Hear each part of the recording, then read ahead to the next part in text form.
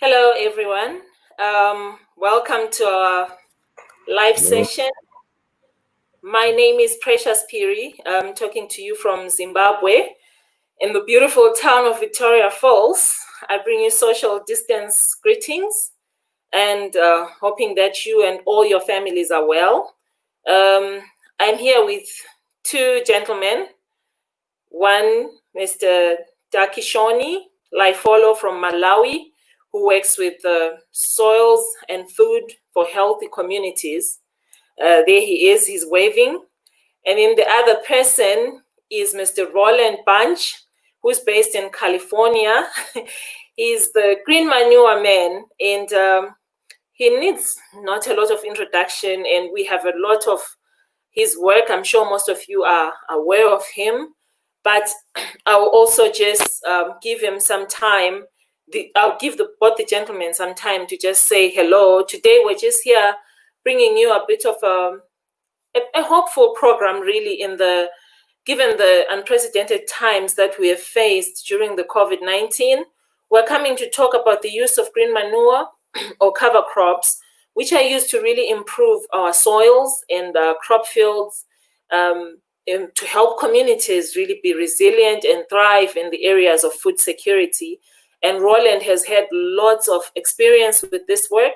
He has also incidentally worked with Dakishoni and their organization in Malawi. They have implemented these on the ground. So we have a broader perspective that we'll get from Roland, and then we'll also get a perspective of actual on the ground, everyday communal work with Dakishoni.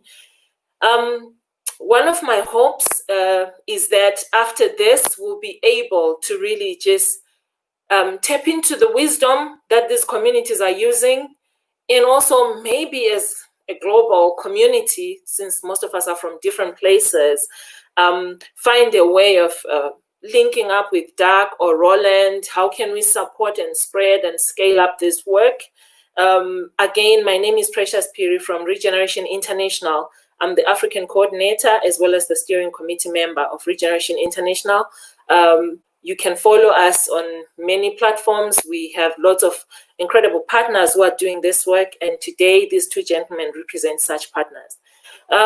So I guess Dak and Roland, you can just go ahead and greet the people, say a little bit about yourselves, and then we kick off our chat today. Well, it's tonight, it's 7 p.m. in Zimbabwe and Malawi.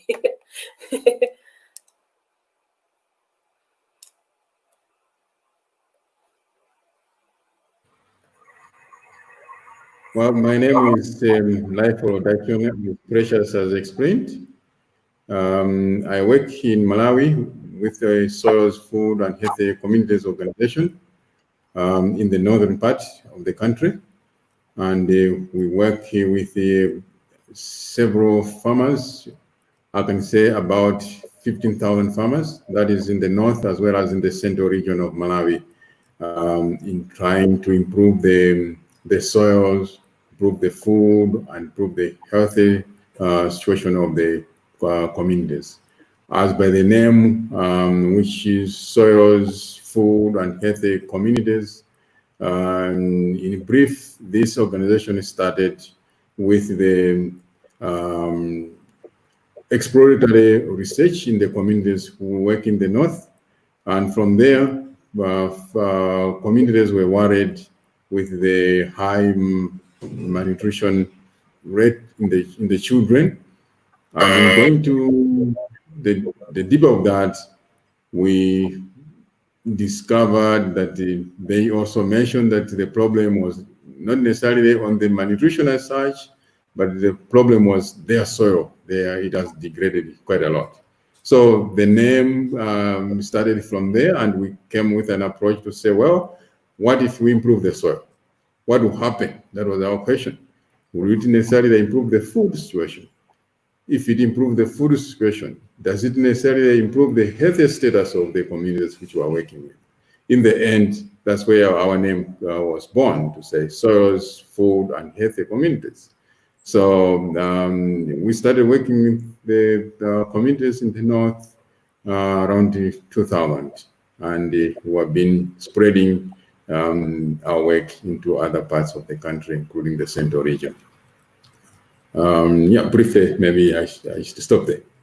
Thank you, Dak. Yeah, we'll hear from you a little more later. Thank you so much, and for that emphasis that, well, you can improve food, but how? The biggest question was then to tackle the major source of the food, which is soil. Thank you so much for that enlightenment already. Mr. Roland?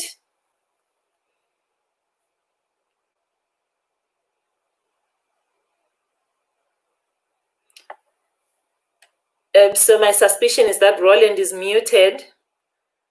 He can unmute. Okay. Yes, I won't tell you how many years I've been working in development, because then you'll know how old I am. But I've been working with green manure cover crops, which is what other people call them green manures. When I first started working with them, I was in Latin America, and there we call them green manure cover crops because they also control weeds. But now we know they do a lot of other things, so even that name is obsolete. But I've been working, I've worked with green manure cover crops in about 50 developing countries, of which 23 are in Africa. So I have a fairly good idea of what's going on around Africa and what works. In fact, the last 6 years, I've been trying to find out what are the best green manure cover crop systems to use in each of 10 different countries. Because frankly, in Africa, we have a huge problem coming on, and that was true even before the coronavirus came.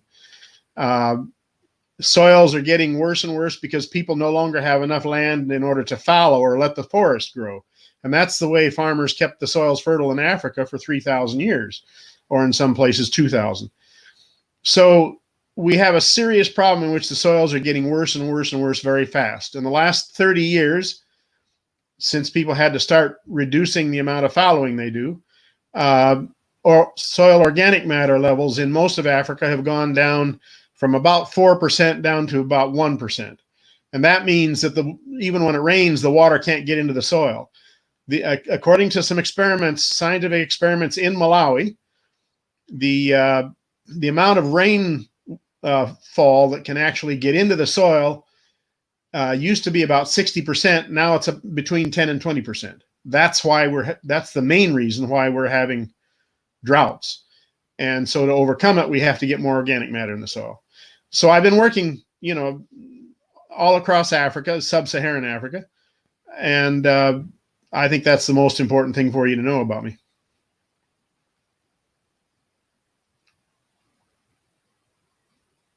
Thank you, Roland. So that's a broad perspective of who Roland is. And in our thought to kickstart our conversation, I thought that it would be incredible to then have Roland just share a little bit of a PowerPoint, just to share his broad work. He's worked in many countries across different regions. So Roland, I'll just welcome you to just share a little bit of the practices of green manure cover cropping and some changes that you've seen, and maybe while at that, you can also express why you think this is going to be very important for our agriculture and landscape development going forward. Great. So you would like us to put through your PowerPoint? Yes. Mm-hmm. And while we're doing that, I would like to welcome anyone with questions to please keep writing them on the chat box, because we're live on Facebook, and then we'll ask the two gentlemen the questions. Okay, I'll go ahead and start. We need to get it on. Yeah, there we go. Okay. Oops, part of it's gone. Well, okay. Basically, the talk is about green manure cover crops, which we've been working with for about 27 years now. This is a photo from Latin America, and this is a farmer that's been using them for about 4 or 5 years. You can see his maize is now doing very well, much better than it used to. I mean, he used to get about 1 ton of maize per hectare. Now he's getting 3. He's showing us in his hands. In his right hand, he's got 2 large ears. In his left hand, he's got 1. That's how much he used to harvest from his maize crop. from each plant, as opposed to the 2 large ones he's harvesting now, which means he's getting about 3 times as much grain as he used to off the same amount of land. You can see the green manure growing up the maize in the background, which he hasn't harvested yet. You can see the grass barrier behind him. It's a contour grass barrier that holds the soil that started to run down the hillside. In fact, you can see his son sitting on it, and there's 50, 60 centimeters of what looks like a terrace there. But the farmer never had to move any soil. All he did was plant the grass, and all that 60 centimeters of soil that he's sitting on is in fact soil that started to wash down the hill and was stopped by the grass. You can see the black soil at his feet, the black soft soil. Of course, he doesn't have to plow anymore because the soil's become so soft because of all the organic matter from his green manure cover crop. And it's black and very, very fertile. So he doesn't have to plow anymore. The green manure cover crop also controls most of the weeds, so they only have to weed lightly once instead of having to weed twice like they used to. And to me, the most beautiful thing about this photo is that his 23-year-old son is still living in the village. In the vast majority of Honduras where this was taken, young children, just like in Africa, have all gone to the city slums to try and find a life there because they know their farms aren't going to produce anything anymore. But he's out on the farm because he's pretty confident that this farm is at least going to produce well for another generation. Next. Okay, I'm missing part of the Precious. I'm missing it. I'm showing only half of the. Oh, really? Yeah. Okay, let's see.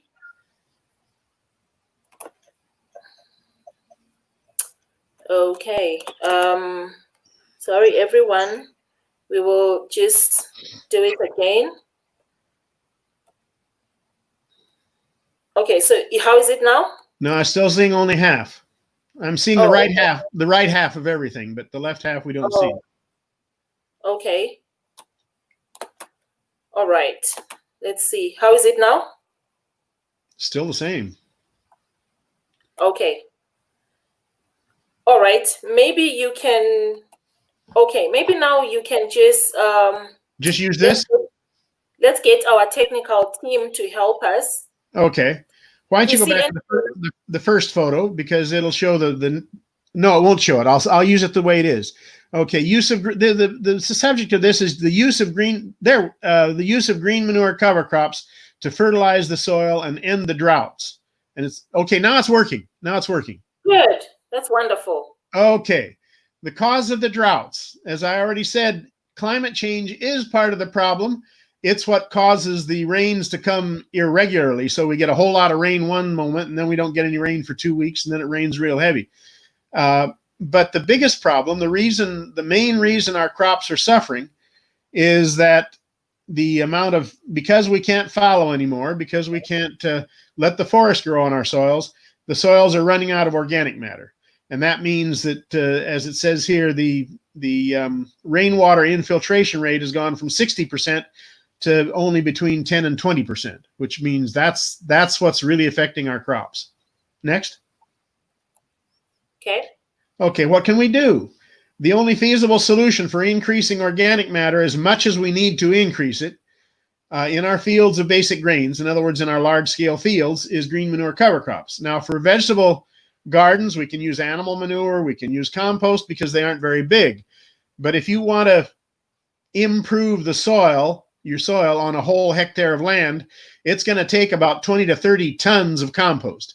And I've never in my life seen a farmer who made 20 or 30 tons of compost in 1 year. So, and I've worked with, tens of thousands of smallholder farmers.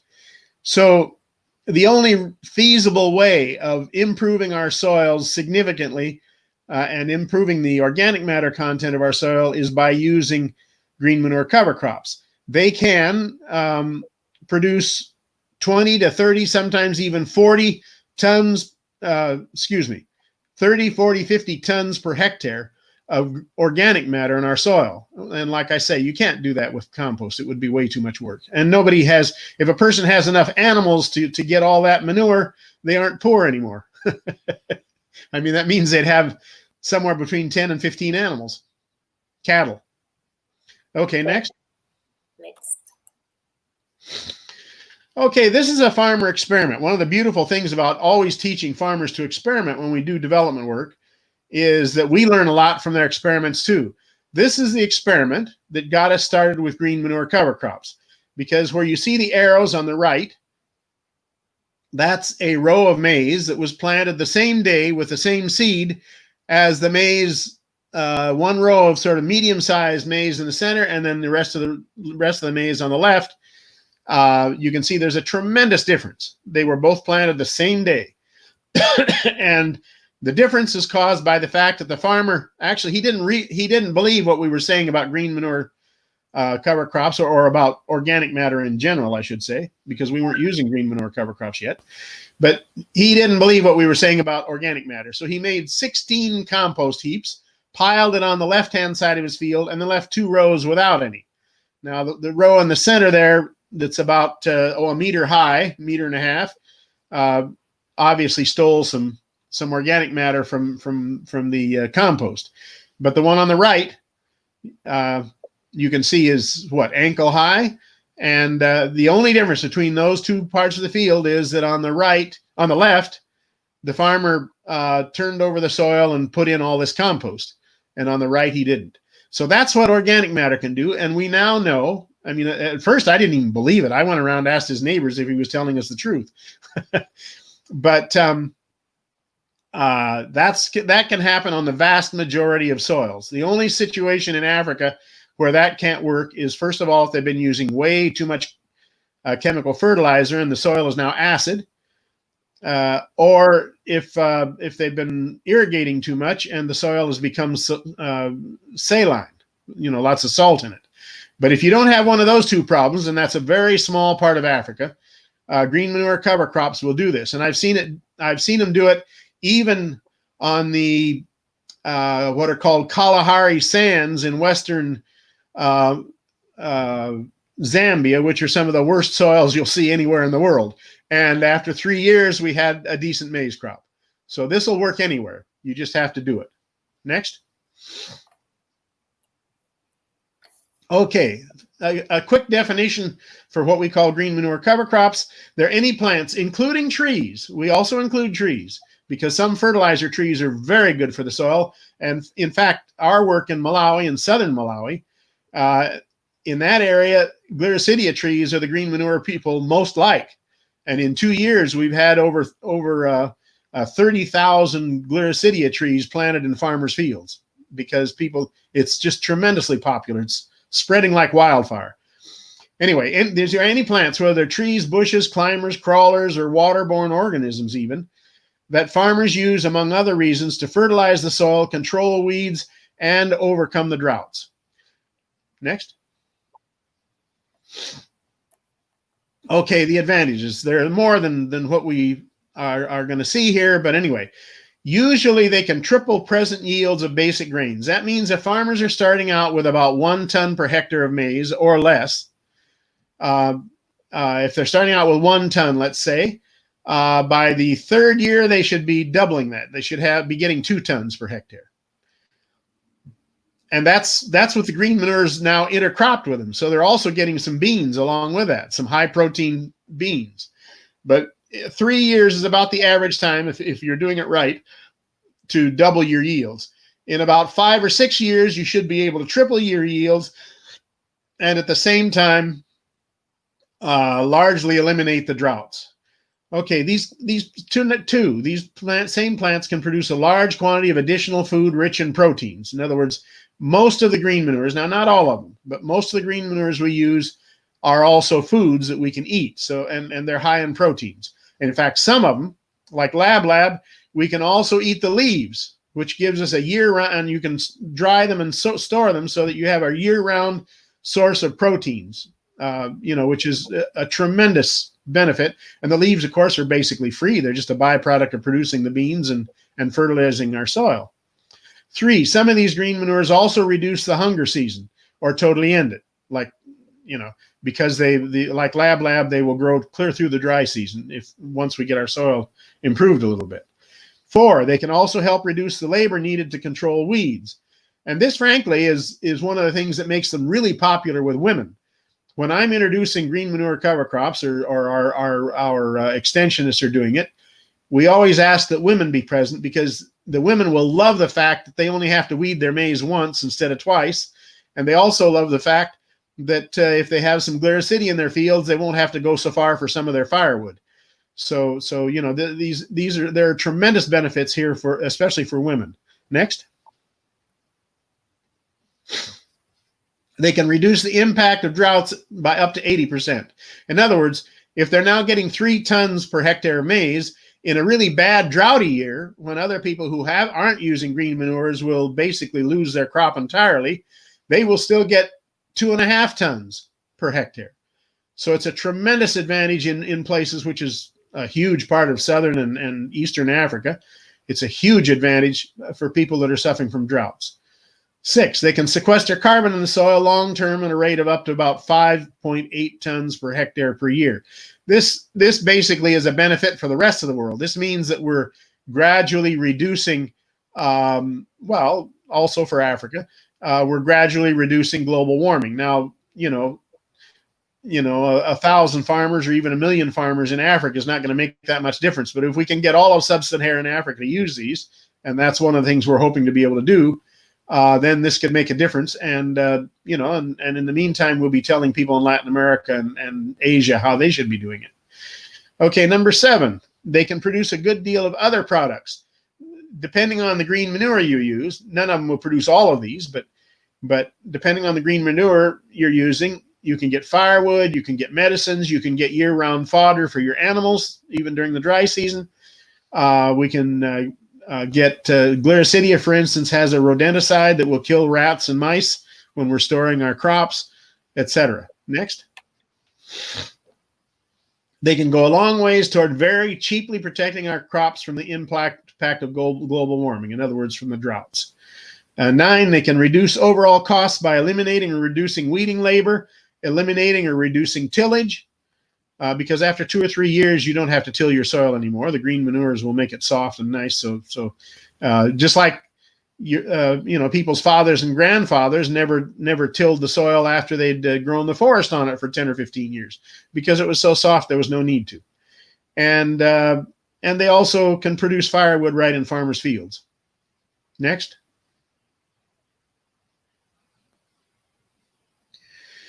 Okay, here we can see the increase in fertility. The upper field there is the same as the lower field, except the upper field had 2 years of a green manure cover crop we call mucuna.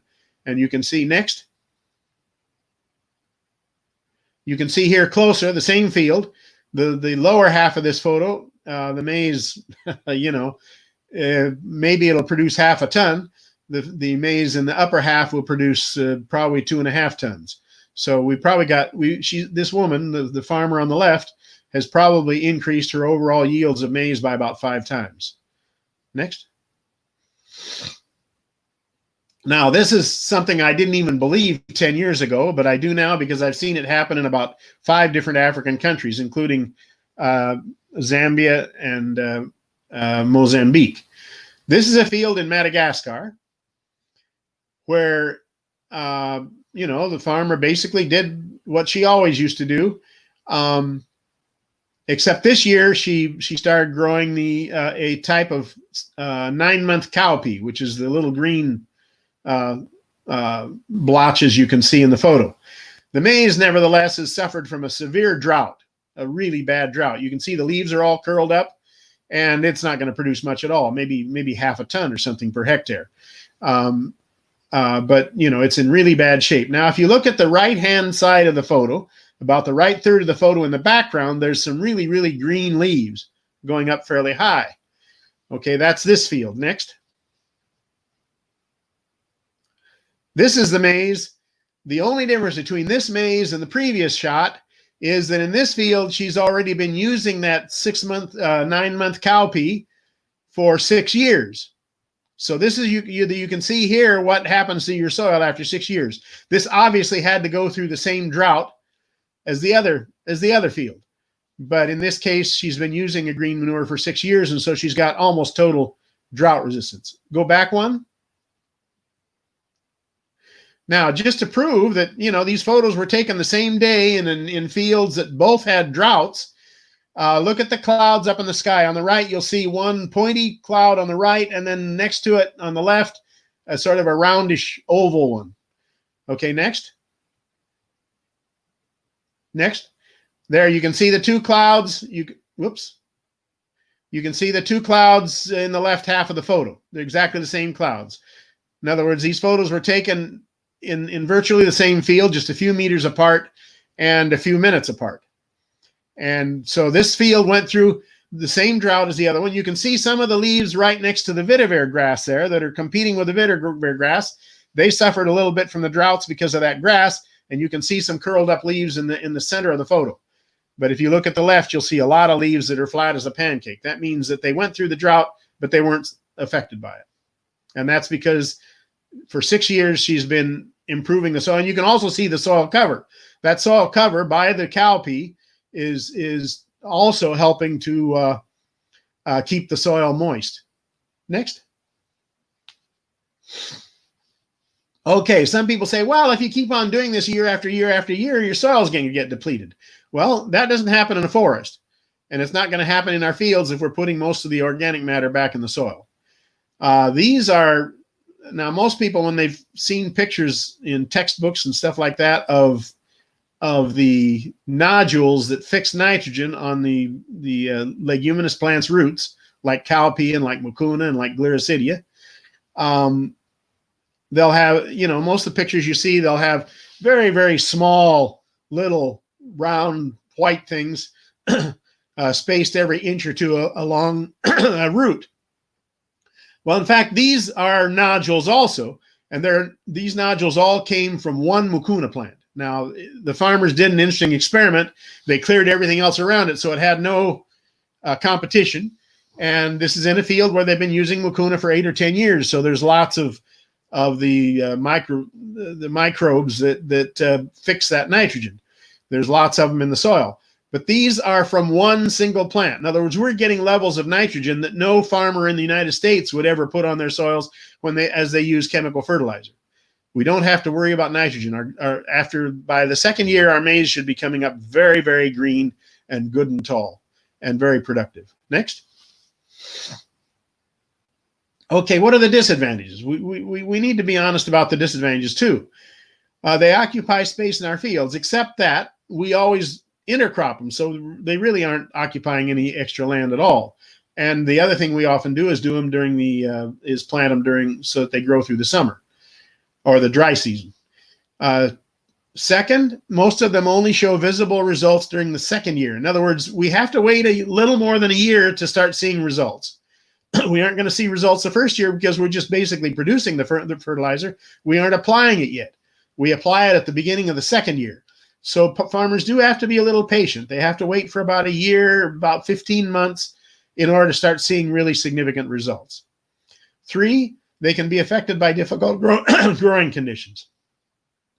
Anything that affects our crops, like drought, like poor soils, acid soils, any of these things that affect our maize can also affect the green manure cover crops. But we do have ones, and the ones that if I were talking about different species, that'll be Dak's job today. But if I were talking about the different species we use, they all are ones that work quite well or moderately well in even very poor soils. Next. 2 more disadvantages. In many cases, it's difficult to have green leaves available when the next season starts. And this is extremely important. One of the 2 golden rules of green manure cover crops is we need to apply green leaves when we plant our crops, not 6 months before. If we're growing, for instance, 3-month cowpeas or 4-month cowpeas, and we put the leaves on the ground, and then there's 6 months of dry season, we've lost all our nitrogen and most of our biomass before the next season. So we aren't getting hardly any impact. We need to put green leaves on the ground at the time that we're planting our new crop. And that brings up the fifth problem, which means that the organic matter has to be there, kept away from free grazing animals. In other words, these things have to sit on these have to be growing on the ground during the dry season. Now, we can do one of two things. One is grow ones that animals won't eat, like jack bean, which is very good at improving the soil and very good at growing in the worst soils you can throw at them. The jack bean will grow very well, and it will grow through the dry season, and the farmers will very rarely ever touch it. The only time I've seen animals eat it was in a very droughty year in the northern Sahel, that was in Burkina Faso. But I don't think here in southern Africa there would be anywhere farmers are growing food where the cattle are going to eat it. The other thing we can do is grow a fence, and luckily we are now using in Malawi, because we Catholic Relief Services that I used to work with in Malawi discovered a plant called the monkey thorn tree. And this makes a wonderful live fence. You plant it, and within 1 year, it will keep the cattle and the goats out, and it will last for 80 years to 100 years.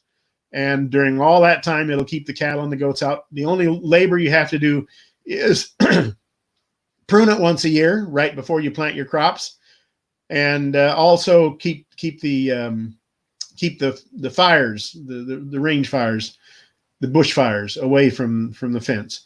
But if you do those two things, you'll have a really nice fence for 80 to 100 years. Next.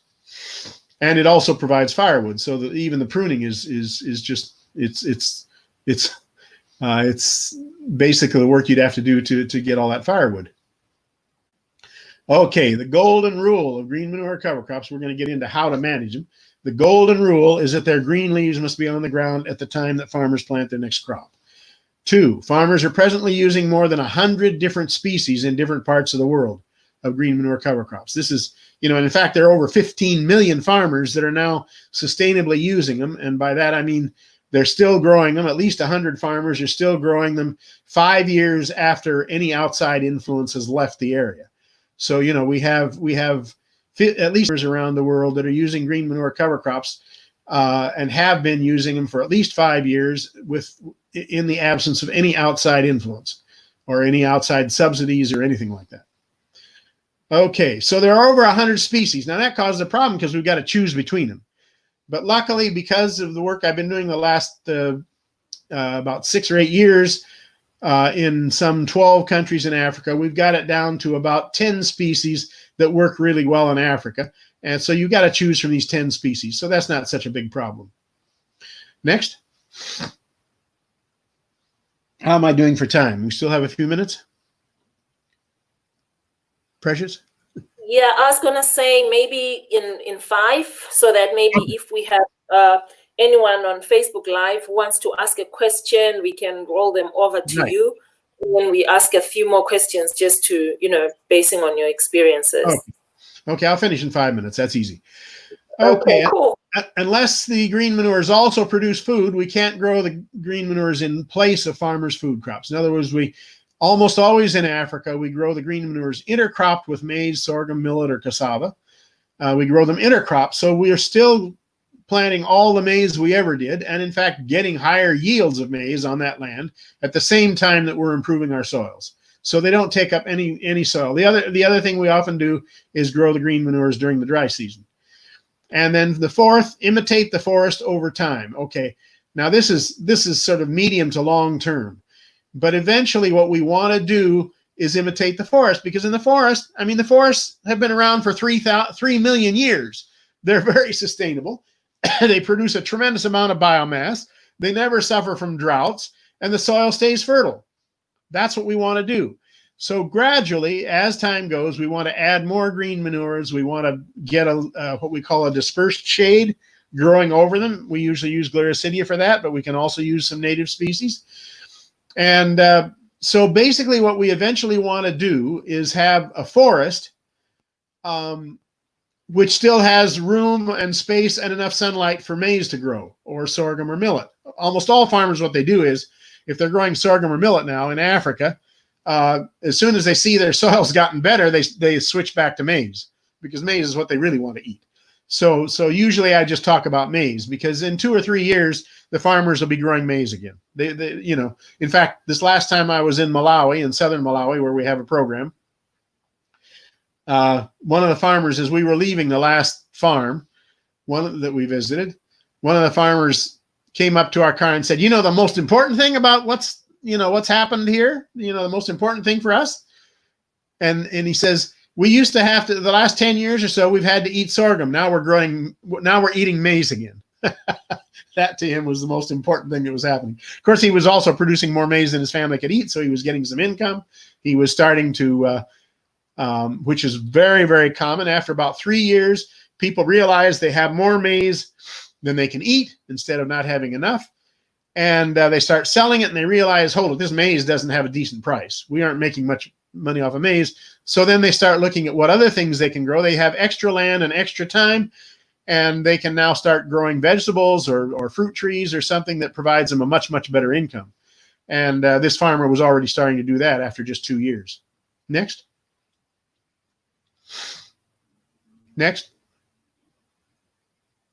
Okay.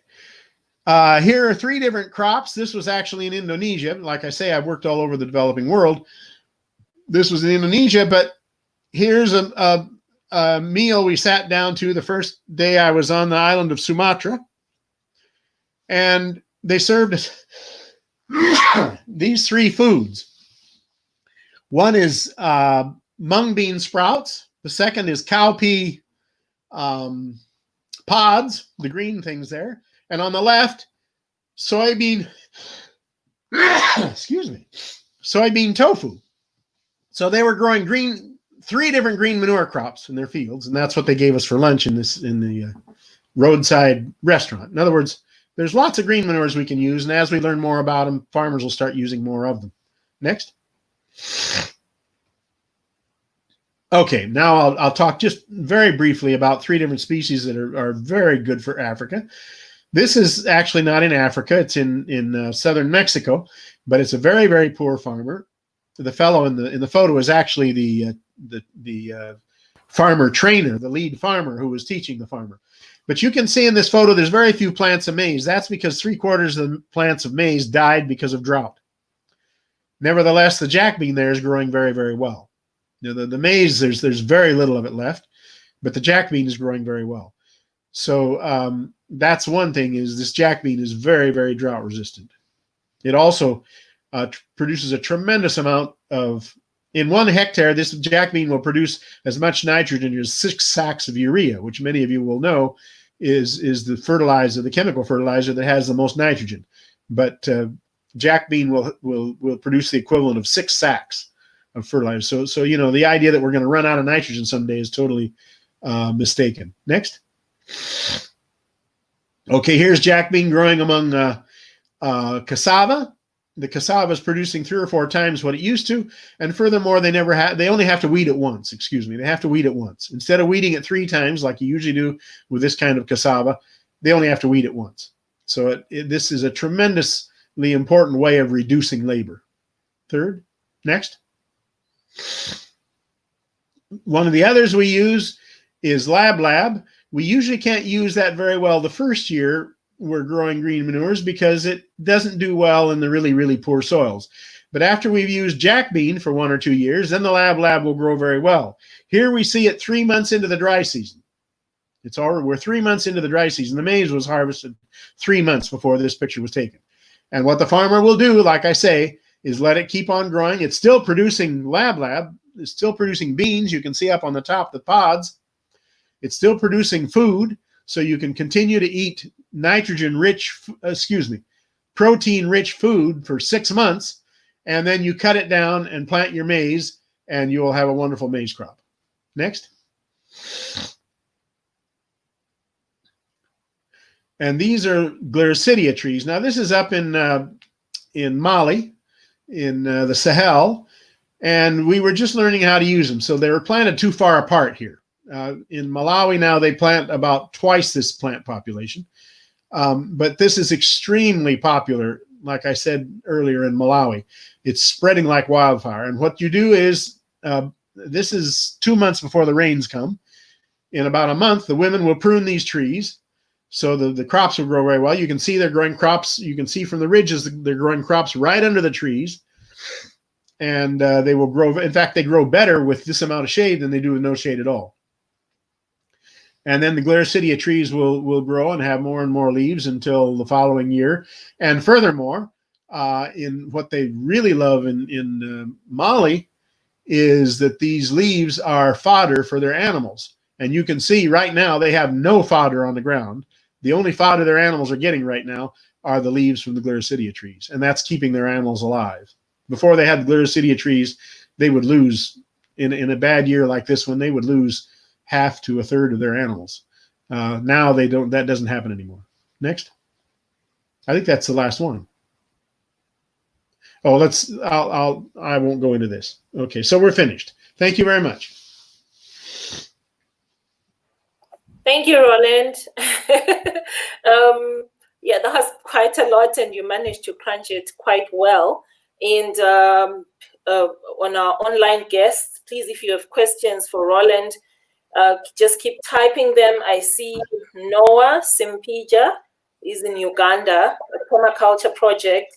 He would like to connect and get some materials if there are things that they can learn and probably implement in their permaculture project in Uganda.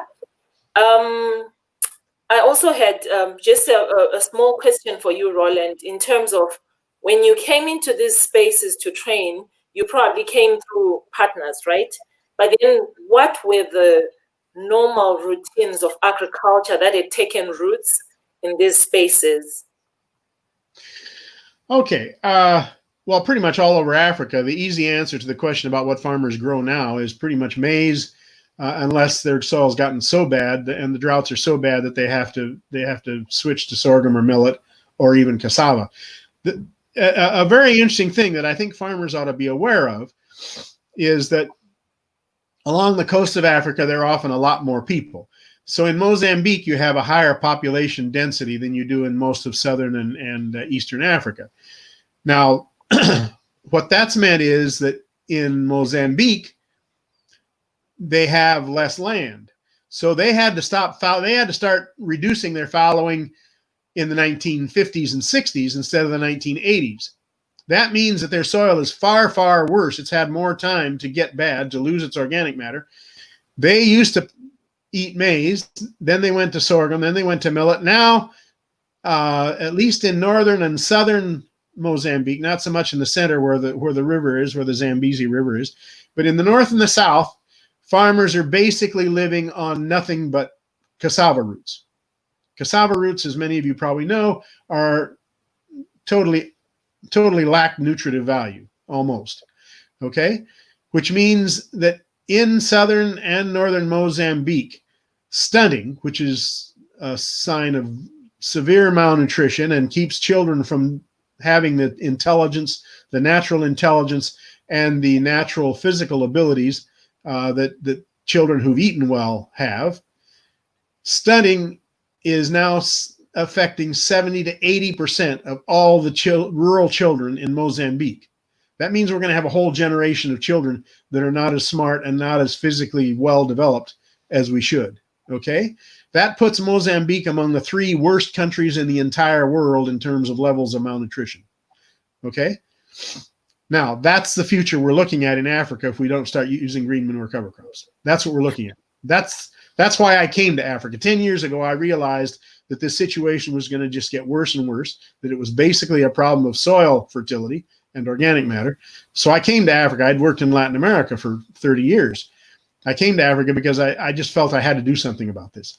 And I wrote several predictions about a coming African famine, and everything I wrote, pretty much everything I predicted is coming true. The number of people in Africa in the last 10 years, just in 10 years, in 1 decade, that are dependent on food aid have gone from 10 million back in 2010 to very close to 50 million as we speak. Okay?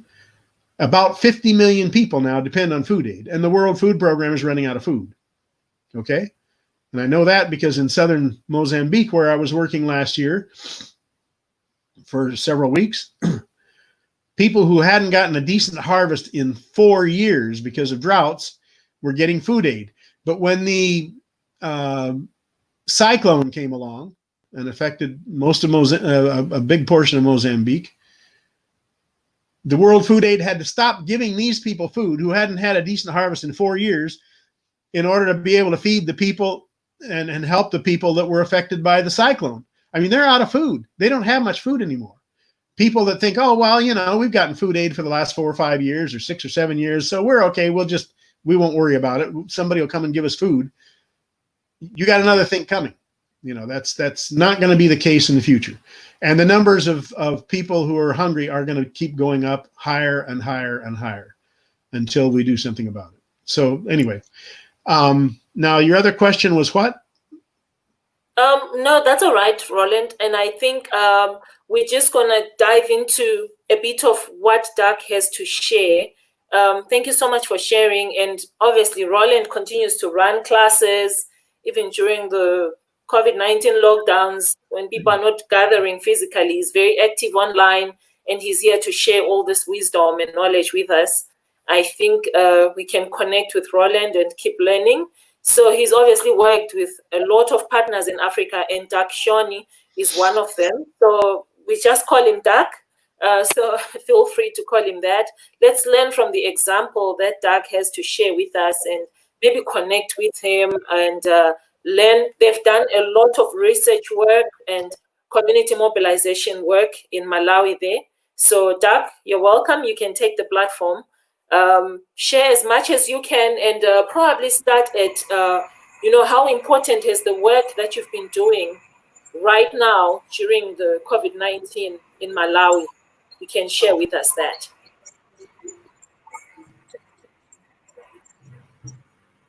Thank you, Precious, and everyone out there watching us and listening to our presentations. As Precious says, I work with the Soils, Food, and Healthy Communities Organization, which is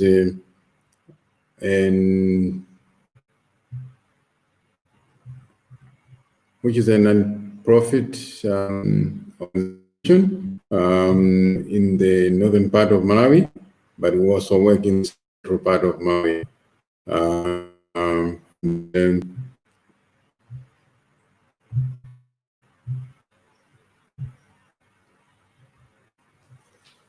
We have been working with the communities in these 2 regions of the country from 2000.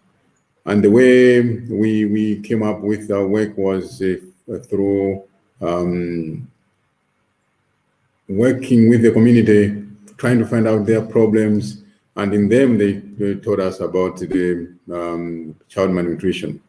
But from there, we went deeper into discussions with them, the community dialogue and community discussion, trying to find their solutions. But in the end, it came out that it was the soils which were degraded, and it's when we started with the intervention of bringing different legumes into their cropping systems.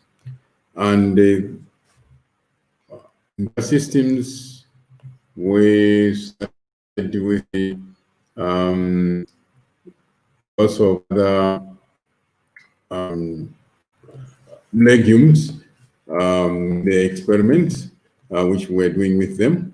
With the berries, PP, soybean, nut, brought other agroforestry species like Tephrosia, Ogeri, Acacia abida into the system. And from there, we work with them, going through lots of other experiments and other approaches with them. And our big question was, if we need to really improve the soils, we need to really give them the food which they require. And what do we need to do in order to find food for the communities and the communities improve their health status.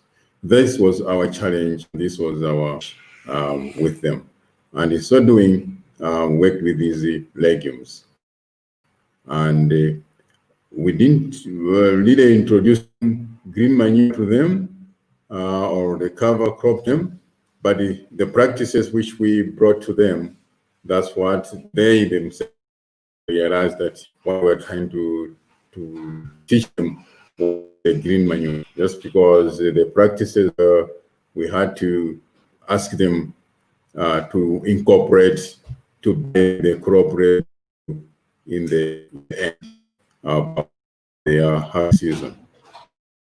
And in that regard, we came up with that approach in trying to build their sustainable and healthy, equitable communities around us.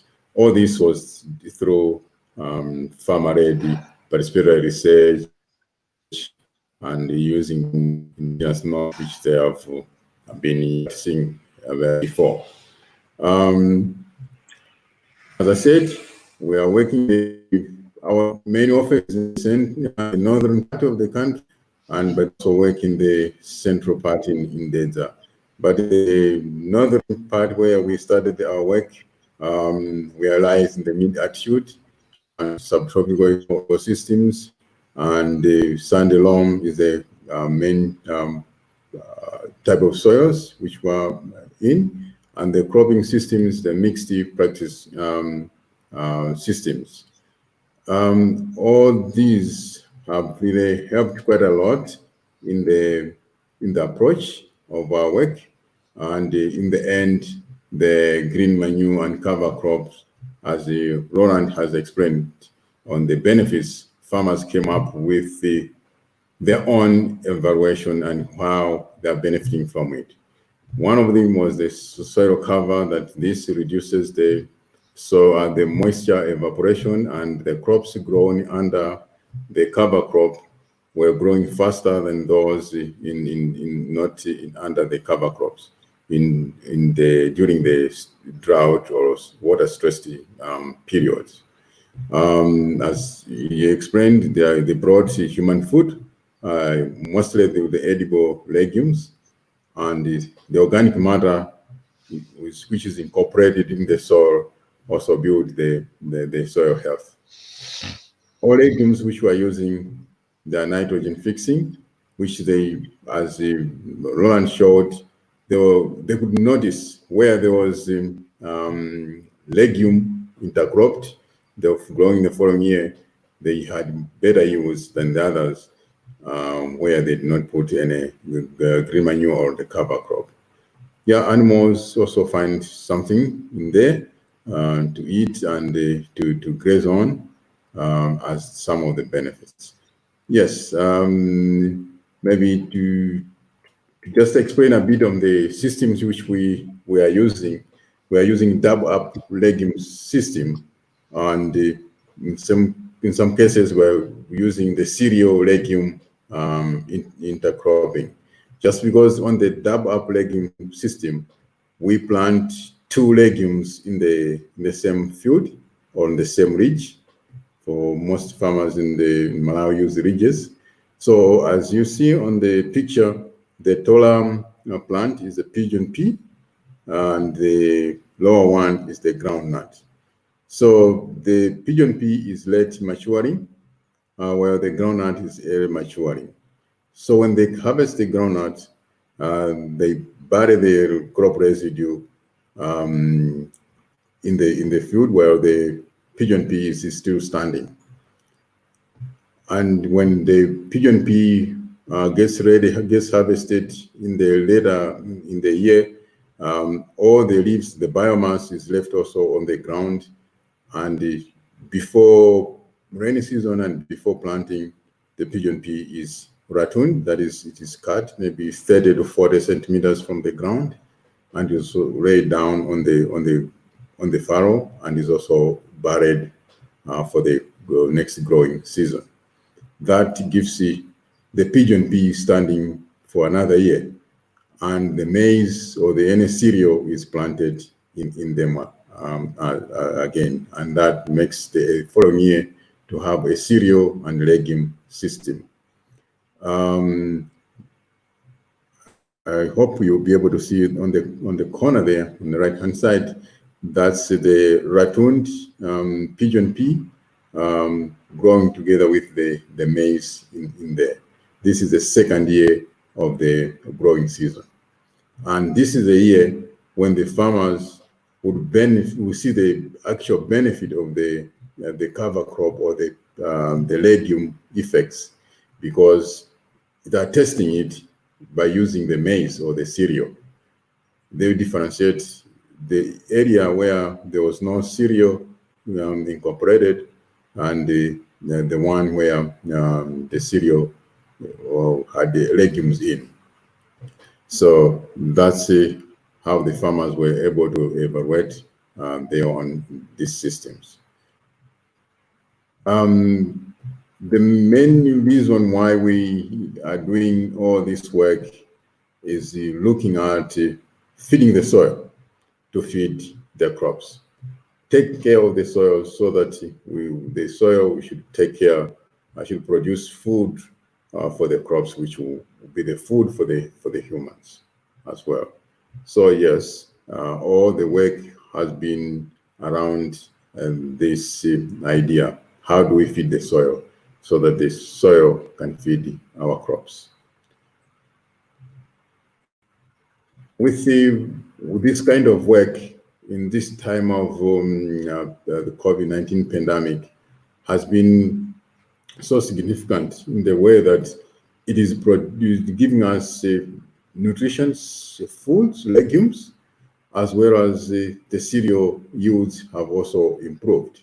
So there's like double effects, double benefits in what we are doing.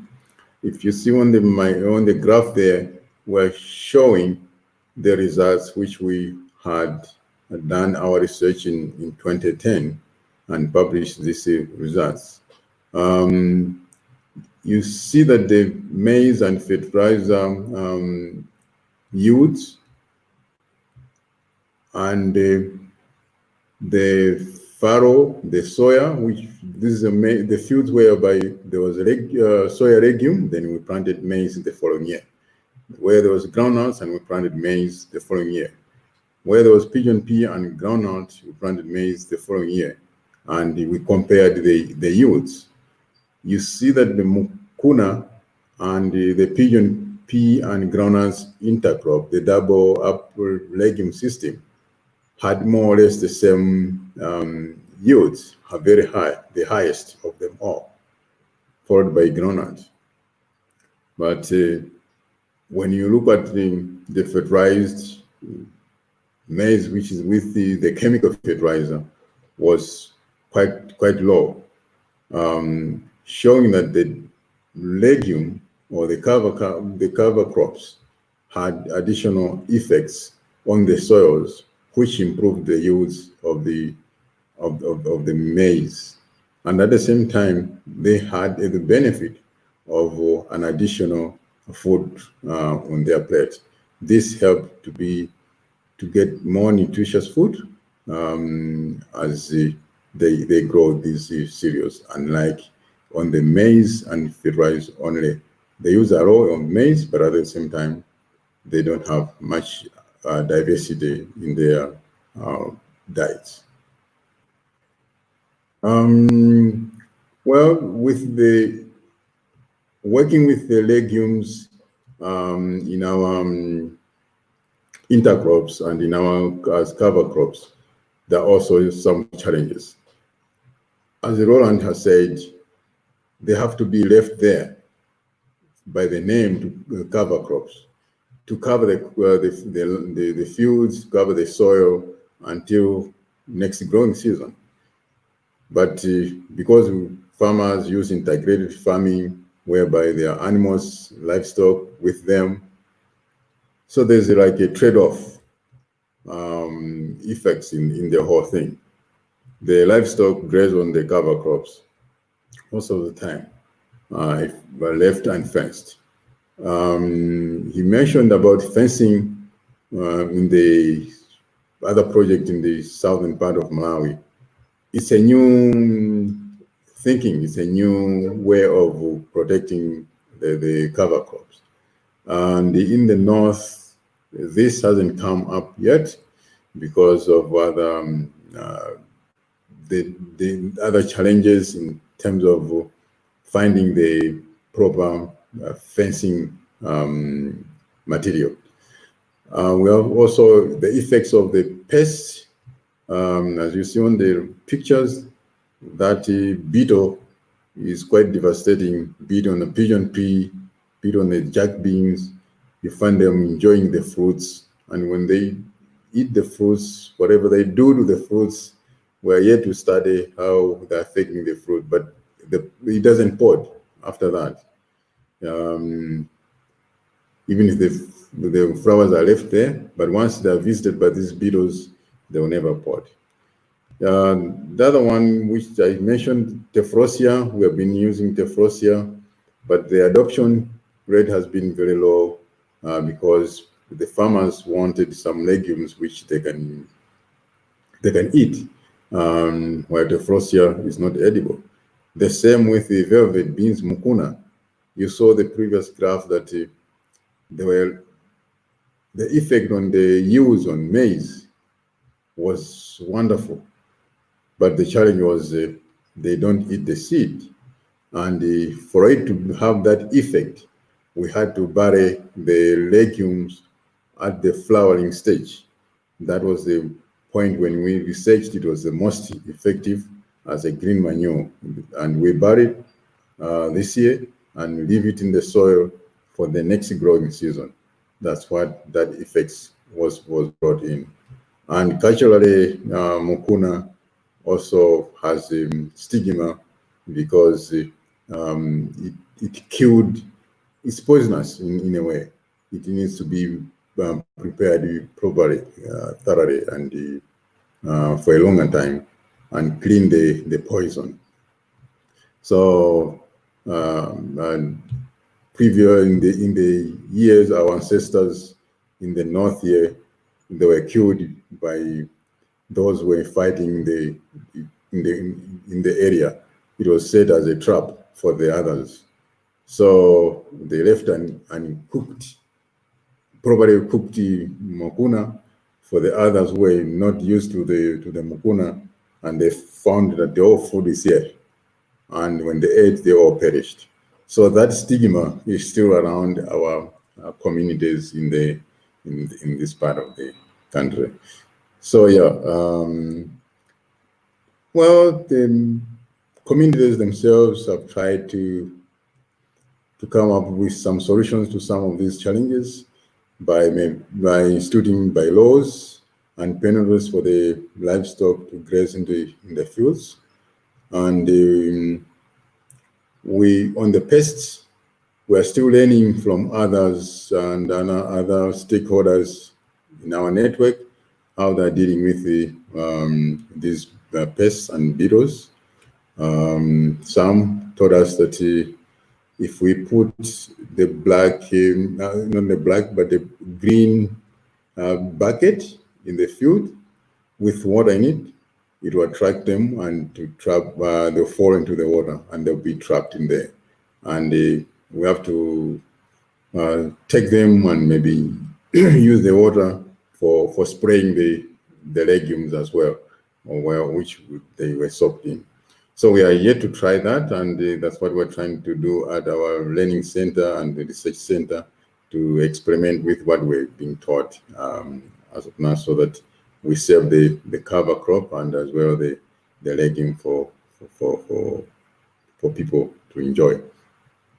Another way forward is, as Roland has said, that there are so many species to use, and we have to find out which ones are best suitable for our communities and which ones are really going to grow well in our conditions and the climatic conditions. The farmers expressed their interest to use only those which they have multiple usage and multiple benefits in terms of food, to diversify their food and the diets, also, and the cover crop effect, as well as the nitrogen fixing effects as well. Yeah, we will have to learn from others in the network how they are getting on with all these cover crop messages, and how we can spread the messages together. Yes, and how we can move forward. Look there to answer your question, Precious, on how this work has an effect or an impact on the pandemic situation as we are in at the moment. Yes, it is a challenging time, but this work is helping the farmers now to have crops diversified and their diet diversified, because now they have several foods on their plate. Previously, they could only have maybe one or two food on their plates, but now they have at least 3 to 4 foods on their table, including the legumes. Yes, I stop there. Thank you, Doug. I'd like to add that in Central America, where people have been growing green manures some of them have been growing green manures for 8 or 10 years. I just got a letter from a friend down there. I haven't been there for 6 or 8 years, but I got a letter from a friend down there who says that an awful lot of people who had gone to the city, gone to live in the slums, are now returning to the villages because they realize that with the pandemic, first of all, it's much more dangerous in the cities because there's more people that have it. And secondly, out in the villages now, the farmers have all sorts of food because they're growing the green manures and they're growing the maize. And they also are growing cash crops and other things like that because they have more maize than they can eat. And so they're much better off being in the villages than they are in the cities. So people are moving from the cities back to the villages where they used to live in order to have a better life and be safer from COVID. Thanks, Roland. Actually, I think with urban to rural, I think that's what we've also seen here in Southern Africa. I'm sure it's the same in Malawi, same in Zimbabwe. There's lots of pressure now in the rural communities because most people have left the cities due to loss of jobs and the safety and the importance of just where the food is in terms of in the communities. And I'm sure communities in the US also is the same. It's this is going to be really game changing in terms of food production and things like that. But I wanted to just check with you, Doug, in terms of what has been some of your pressing sort of barricades or blockers of the work going ahead. You're in competition with synthetic fertilizers, sometimes big agriculture, NGOs. How have those affected your work, and how have you seen the adoption of farmers of green manure cover crops as natural remedies? Yeah, Precious, is true because there are several players in the system, especially the Ministry of Agriculture and others, NGO as well, who promotes synthetic fertilizers. But they have also come back to us and said, what you are doing is the proper way to do things. Because with the experimental trials we have planted in the communities, they have seen that we are growing be it the maize or the sorghum or the finger millet without any chemical fertilizer, but the yields were even better than theirs. And in terms of the drought situation, they would see that their maize was wilting, where our farmers were practicing, the maize was steady. Even if 1 week drought, their maize could be heavily affected. while the maize under the cover crop or the intercrop could be as nice as ever. And that even the agri-techs, the agriculture extension officers, have come in the open to say, I think we just have to increase this technology to spread, to be part of our teachings. But yes, it has been a challenge in the sense that there's some input subsidies, whereby in the package mostly is the chemical fertilizers and the less legumes in the package. And that is also really affecting, because now the farmer says, well, this is a quick solution to me. As Roland has said, the benefit are seen on the following year. It's not in the very first year. So the following year, for some farmers, they find it a challenge to wait and see the benefit the following year. But those who are practicing, they have even showed that their yields have really increased. As the graph I showed you, that's what the farmers who are practicing have really indicated. So yes, challenges are there just because of the farm input subsidies, which are there, and agri-tech technology. And again, the research institution or the research agents funders, they're not really funding our approach in terms of research.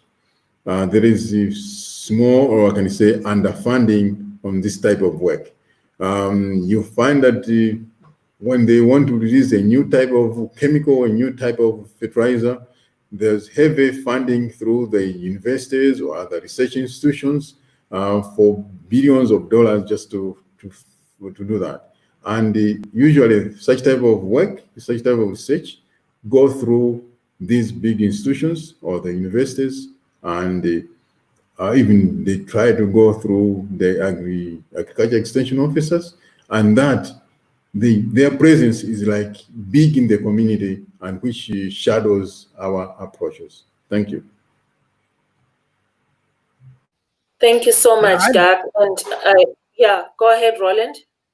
I'd like to very briefly just say something that Doc has said is really, really important, and that is when they're using pigeon pea, they are retuning it. In other words, they're cutting it off the stem right before the maize. Actually, we do it about 10 days after the maize has been planted, the next crop of maize. And that's really important for one thing that a lot of people don't even think of, and that means that the second, third, and fourth year of the pigeon pea, because it grows for about 4 years, the second, third, and fourth year, it has a good root system already. It's got a year or 2 or 3 years of root system, which means it's as drought resistant as the forest is.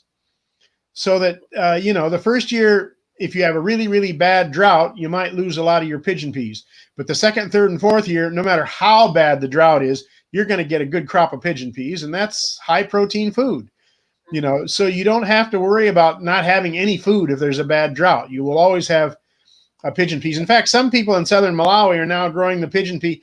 They'll plant a quarter of their field one year, and then the next year they'll plant the other quarter and retune the first year. And the third year they plant another quarter of their field and with the pigeon pea, along with maize, and as they're doing the doubled up legume system with maize and ground nuts or maize and soy. And that means that because they're rotating it like that, that means that in any given year, 3/4 of their field is totally drought resistant in terms of the pigeon pea, which, that's a wonderful thing for people that have, lost their entire crop from the droughts in past years. Thanks, Roland. So really, when we zoom back into the work that Doug has just defined, it seems to me that it will be very important to sort of think of how we can support this work come alive. Because obviously, you cannot argue with the results of trial plots. You cannot argue with results of maize that is 3 times more than synthetic fertilizer plots. So we need that kind of work to to be, to be enlarged in terms of its voice, and many people and many governments and our policymakers to be exposed to it. But I'm also aware that we are in a setup where really, in terms of funding, I don't know about in Malawi, but in most parts of Africa, you would want to see how can the world support this work that you are doing, Doug, the work that you are doing, Roland. Well, one thing is that what we have to do is find systems that really expand spontaneously. In other words, farmers teach other farmers, or even if they don't teach them, the other farmers see those gliricidia trees out there, and you can see gliricidia trees from 2 miles away, and the farmers will go. The farmers for 2 miles around where you have some will. What's that farmer doing? He's growing trees in his field. That's terrible. The trees cause lots of shade, and that affects your maize. But then they see that the people that are doing that are also getting a good maize crop. And, even if the farmer doesn't bother to teach them, they're going to go and try and harvest some gliricidia seed and do the same thing in their own fields. The technology sort of grows legs and walks by itself. And this is what we need to do. In our program in southern Mozambique, actually, we're following up on a Catholic Relief Services program that was there, and their funds were cut off prematurely, so the program ended before they really wanted to. And so there's now 2 of the people that worked in the CRS program have now set up their own NGO called Imagine Africa, and they have 40 lead farmers that are spreading the technology that were trained by Catholic Relief Services. And now this year, the gliricidia is so popular that another 30 farmers have said they want to be lead farmers and teach more communities. So, the program in its second year has only spent, I think they've only spent about $25,000 because almost all the training is being done by lead farmers. And they're doing it for free because they believe so strongly in what they're seeing in their fields. And so, I think that's what we need to do is we need to have it spread spontaneously from farmer to farmer. And we also, if possible, need to have technologies that are highly visible, and most green manures are, so that other farmers will copy it even if nobody comes and teaches them. Thank you, Roland. Doug, anything on how this work, the world can connect and support this work, especially in the face of what we're going through right now? I mean, it's even brave to see that there's still people on the ground working currently with what's going on in the world. Yeah, I think it's very important that others support us in this particular work, and most of this work for us to spread across. We work with the farmer research team. These are the farmer lead farmers, in other term. But we believe in the farmer-to-farmer extension learning, and whereby we build the capacity in the farmers, and the farmers are the ones who go back and in their communities and to train their fellow farmers by doing, as well as by growing, as well as in practical. And we use 2 approaches in the trainings. That is through discussions, through practical, through songs and theater, and we have even developed a curriculum which is farmer-friendly, usable. But yes, we need support for us to spread the work by training more farmer research team members and to support their work. The good part is that eager and able to learn new things and to experiment things and to do it. They're so enthusiastic. Thank you. Thank you, Doug. And for those who may be interested, the Soils and Food for Healthy Communities organizations, we just call them SFHC. SFHC. Try and say that again. They were winners of the Lush Spring Prize Award for Regeneration, which is an award for regeneration of land and communities and economies.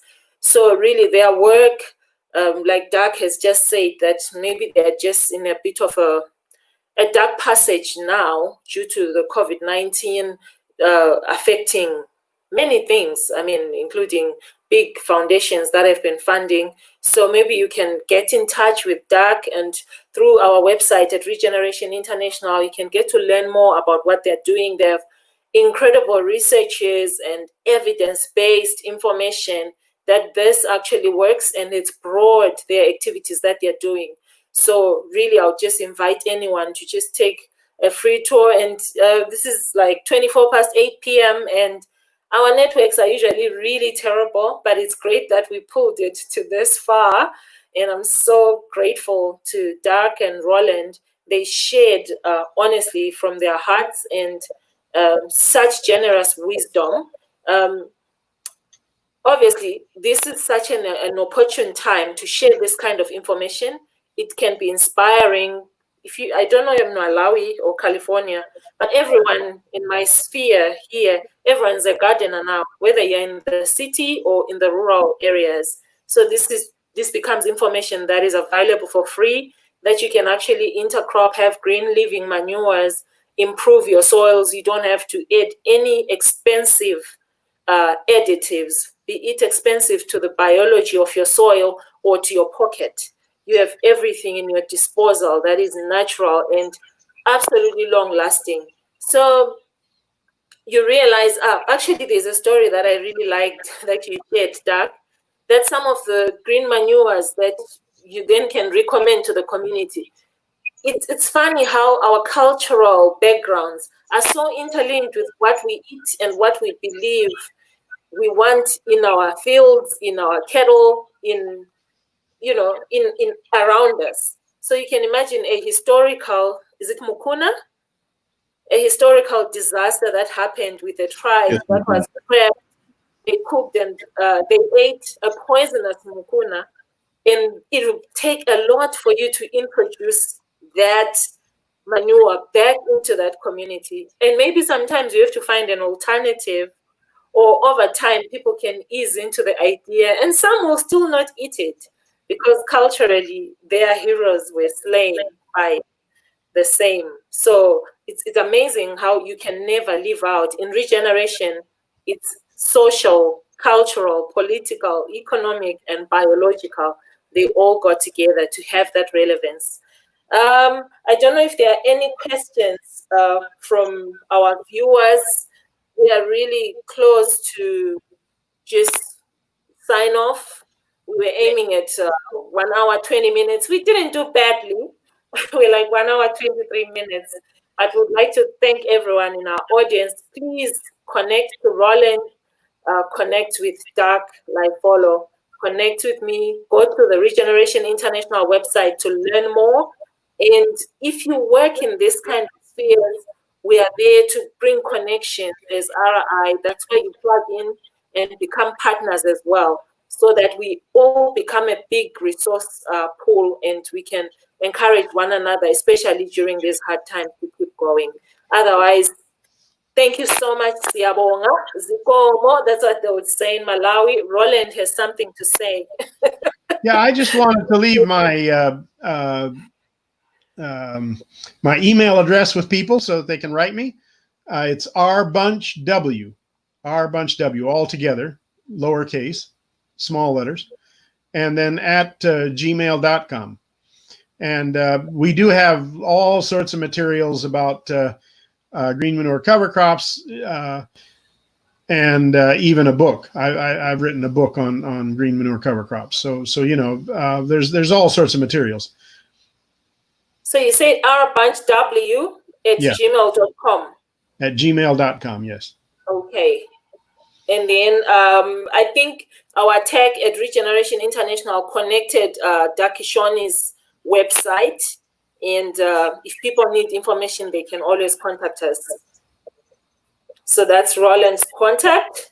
Thank you so much, everyone. And thank you to our team that supported us with the tech. We had all sorts of struggles, but here we are, we've done it. Thank you, gentlemen. Thank you, Thank everyone. you. Okay, cheers. Cheers. Cheers. Bye-bye. Bye.